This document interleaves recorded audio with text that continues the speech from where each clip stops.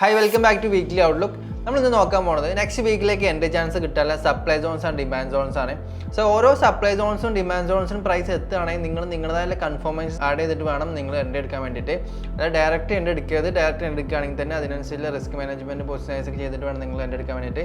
So നമുക്ക് നോക്കാം. നമ്മൾ ഫസ്റ്റ് നോക്കാൻ പോകുന്നത് ഗോൾഡിലെ ചാർട്ടാണ്.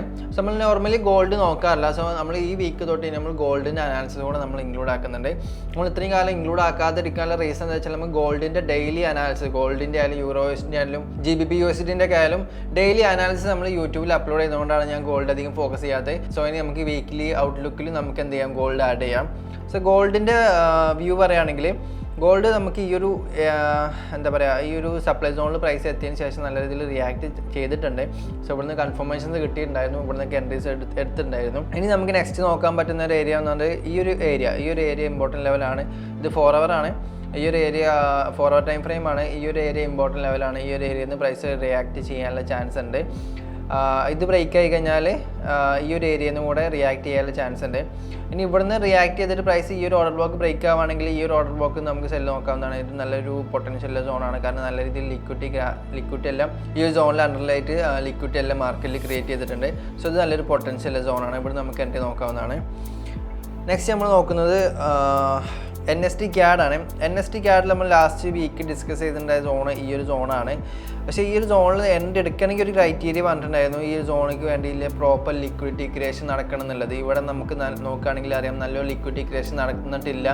സോ ഈ ഒരു ഏരിയയിൽ എൻട്രി എടുക്കാൻ പാടില്ല. ലിക്വിഡിറ്റി ക്രിയേഷൻ നടന്നിട്ടില്ലെങ്കിൽ എൻട്രി എടുക്കരുത് എന്നൊക്കെ പറഞ്ഞിട്ടുണ്ടായിരുന്നു. കാരണം ഈ ഓർഡർ ബ്ലോക്കിൻ്റെ മേലായിട്ട് നല്ല രീതിയിൽ ലിക്വിഡിറ്റി ക്രിയേഷൻ നടന്നിട്ടുണ്ടായിരുന്നു. സോ അതുകൊണ്ടാണ് ഈ ഒരു ഓർഡർ ബ്ലോക്ക് വേണ്ടിയില്ല പ്രോപ്പർ ലിക്വിഡിറ്റി ക്രിയേഷൻ നടന്നിട്ടില്ലെങ്കിൽ ഈ ഒരു ഓർഡർ ബ്ലോക്ക് എൻട്രി എടുക്കരുത് എന്നുള്ള റീസൺ പറഞ്ഞിട്ടുണ്ടായിരുന്നു.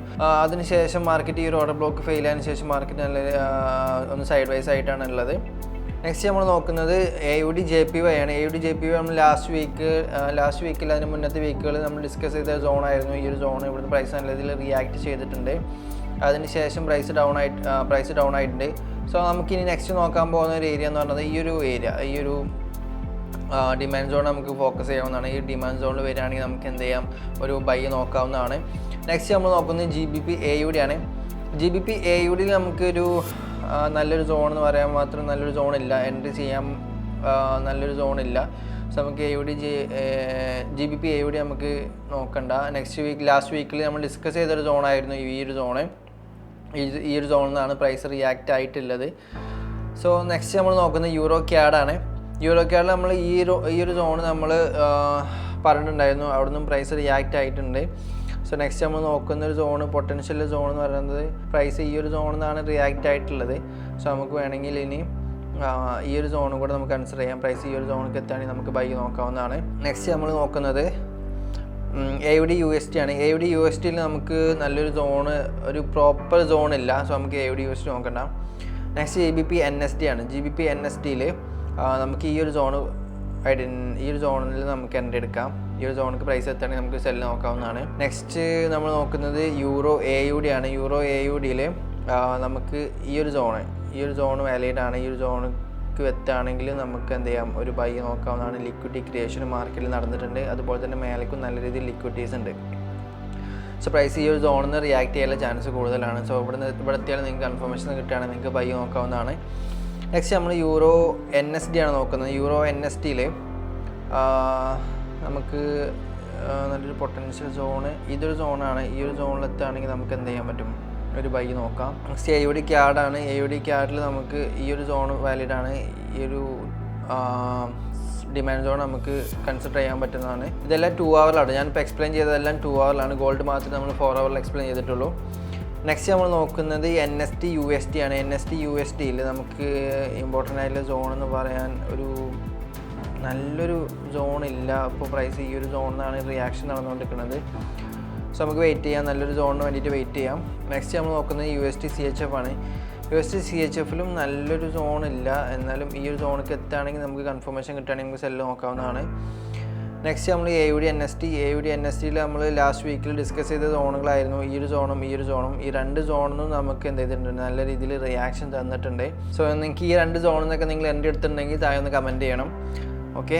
സോ നെക്സ്റ്റ് നോക്കുന്നത് ഇപ്പോൾ മാർക്കറ്റ് പോകുന്നതൊക്കെ ഓരോ supply zones demand zones base ചെയ്തിട്ടാണ് ഈ ഒരു റിയാക്ഷൻ എല്ലാം തന്നിട്ടുള്ളത്.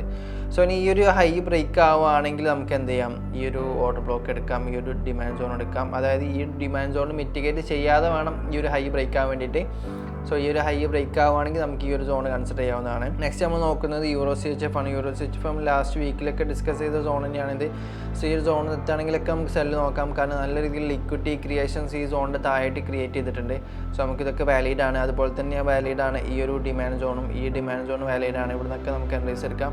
പ്രൈസ് ഇങ്ങോട്ട് എത്തുകയാണെങ്കിൽ നമുക്ക് ബൈ നോക്കാം, പ്രൈസ് ഇങ്ങോട്ട് എത്തുകയാണെങ്കിൽ നമുക്ക് സെല്ല് നോക്കാവുന്നതാണ്. നെക്സ്റ്റ് നമ്മൾ നോക്കുന്നത് യൂറോ JPY. യൂറോ JPY നമ്മൾ ഡിസ്കസ് ചെയ്ത സോണായിരുന്നു ഈ ഒരു സോൺ. ഈ ഒരു സോൺ നല്ല രീതിയിൽ പ്രൈസ് റിയാക്ട് ചെയ്തിട്ടുണ്ട്. സോ നെക്സ്റ്റ് നമ്മളുടെ ഇനി ഒരു എൻട്രി ഓപ്പർച്യൂണിറ്റി കിട്ടുന്ന ഒരു ഏരിയ എന്ന് പറയുന്നത് ഈ ഒരു ഏരിയയിലേക്ക് എത്തുകയാണെങ്കിൽ നമുക്ക് എന്ത് ചെയ്യുമ്പോൾ സെല്ല് നോക്കാവുന്നതാണ്. നെക്സ്റ്റ് നമ്മൾ യൂറോ GBP ആണ് നോക്കുന്നത്. യൂറോ GBPയിലെ ഈ ഒരു സോണ്, ഈ ഒരു ഏരിയ നമുക്ക് ഡിമാൻഡ് സോണായിട്ട് നമുക്ക് മാർക്ക് ചെയ്യാം. നല്ല രീതിയിൽ ലിക്വിഡിറ്റി ക്രിയേഷൻ മാർക്കറ്റിൽ കിട്ടിയിട്ടുണ്ട്. സോ ഇവിടെ നമുക്ക് കൺഫർമേഷൻ കിട്ടുകയാണെങ്കിൽ നമുക്ക് എന്ത് ചെയ്യാൻ പറ്റും, ബൈ ചെയ്യാവുന്നതാണ്. നെക്സ്റ്റ് നമ്മൾ GBP CHF നമ്മൾ എക്സ്പ്ലെയിൻ ചെയ്ത സോണായിരുന്നു ഈ ഒരു സോണും. ഈ ഒരു സോണൊക്കെ നമ്മൾ എക്സ്പ്ലെയിൻ ചെയ്തിട്ടുണ്ടായിരുന്നു. അതുപോലെ തന്നെ ഇവിടെ നിന്നൊക്കെ പ്രൈസ് റിയാക്ട് ആയിട്ടുണ്ട്, ഇവിടുന്നും പ്രൈസ് റിയാക്ട് ആയിട്ടുണ്ട്. അത് കഴിഞ്ഞ് നമ്മൾ ലാസ്റ്റ് വീക്കിൽ ഡിസ്കസ് ചെയ്ത സോണാണ് ഈ ഒരു സോൺ. ഇവിടുന്നും പ്രൈസ് റിയാക്ട് ആയിട്ടുണ്ട്. സോ ഈ സോണിനൊക്കെ നിങ്ങൾക്ക് എൻട്രീസ് കിട്ടിയിട്ടുണ്ടെങ്കിൽ താഴെ ഒന്ന് കമൻറ്റ് ചെയ്യണം. നെക്സ്റ്റ് നമ്മൾ CAD JPY ഒരു പൊട്ടൻഷ്യൽ സോൺ ഇല്ല, കറൻ്റ് ഇല്ല. സോ നമുക്ക് വെയിറ്റ് ചെയ്യാം. നെക്സ്റ്റ് നമ്മൾ NSD JPY ആണ്. NSD JPYയിൽ നമ്മൾ ഈ ഒരു സോൺ ലാസ്റ്റ് വീക്ക് പറഞ്ഞിട്ടുണ്ടായിരുന്നു. അത് ബ്രേക്ക് ആയിട്ടുണ്ട്, അതിനുശേഷം പ്രൈസ് റിയാക്ട് ആയിട്ടുണ്ട്. സോ നിങ്ങൾക്ക് ഈ ഒരു ഏരിയ നിന്നൊക്കെ കൺഫർമേഷൻസ് കിട്ടുമ്പോൾ നിങ്ങൾക്ക് എന്ത് ചെയ്യാം, സെല്ല് നോക്കാം. ഓക്കെ, ഇപ്പോൾ മാർക്കറ്റ് ഈ ഒരു സോൺ, ഈ ഒരു ഏരിയ നിന്നാണ് ഇപ്പോൾ ഈ റിയാക്ഷൻ നടന്നിട്ടുള്ളത്. ഈ ഒരു സോൺ ബ്രേക്ക് ആയെങ്കിലും അതിൻ്റെ മേലത്തെ തൊട്ട് മുന്നത്തുള്ള സോണിനാണ് ഈ റിയാക്ഷൻ വന്നിട്ടുള്ളത്. സോ അങ്ങനത്തെ കേസിലൊക്കെ നമുക്ക് എന്ത് ചെയ്യാൻ പറ്റും, കൺഫർമേഷൻസ് നോക്കിയിട്ട് നമുക്ക് സെല്ല് എടുക്കാൻ പറ്റും. സോ ഇത്രയും പേഴ്സാണ് നമ്മൾ നെക്സ്റ്റ് വീക്കിലേക്ക് നോക്കാൻ പോകുന്നത്. സോ ഓരോ സപ്ലൈ സോൺസിലും ഡിമാൻഡ് സോൺസിലൊക്കെ എത്തുകയാണെങ്കിൽ നിങ്ങൾ നിങ്ങളതിൽ പ്രോപ്പർ കൺഫർമേഷൻസ് ആഡ് ചെയ്തിട്ട് വേണം നിങ്ങൾ എൻട്രീസ് എടുക്കാൻ വേണ്ടിയിട്ട്. ബ്ലൈൻഡ് ആയിട്ടുള്ള എൻട്രീസ് എടുക്കരുത്. അതുപോലെ തന്നെ correct risk management, money management ഒക്കെ ചെയ്തിട്ട് വേണം നിങ്ങൾ എൻട്രീസ് എടുക്കാൻ വേണ്ടിയിട്ട്. So thank you for watching this video.